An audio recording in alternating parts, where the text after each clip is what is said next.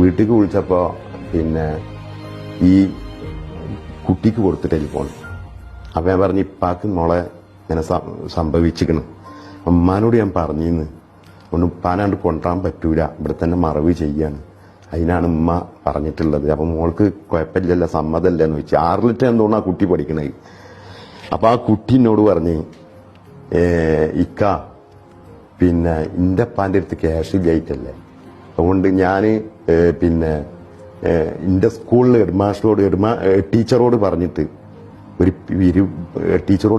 പിരിവ് നടത്തിയാൽ എൻ്റെ അപ്പാനെ കൊണ്ട് എത്തിക്കാൻ പറ്റുമെന്ന് ചോദിച്ചു. അപ്പം ഞാൻ ചോദിച്ചു പിരിവ് നടത്തിയ അത് എൻ്റെ ഫ്രണ്ട്സിന് ഇതേപോലെ വീടുണ്ടാക്കാൻ വേണ്ടിയിട്ട് എൻ്റെ ടീച്ചർ വിരിച്ചിരുന്നു.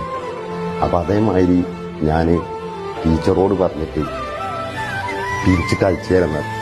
അത് കേട്ടപ്പോൾ എൻ്റെ ജീവിതത്തിൽ ഈ കുട്ടിൻ്റെ വളരെ ഫീൽ ചെയ്തു.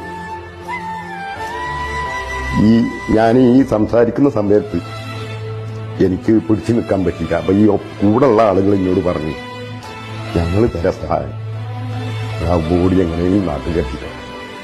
അങ്ങനെ ആ ബോഡിയും കൂടെയുള്ള ആളെയും ഈ കൊടുക്കാനുള്ള ഈ ലോണും ഈ ടീമിലേക്ക് തന്നു. അങ്ങനെ ആ ബോഡി നാട്ടിൽ എത്തിച്ചു.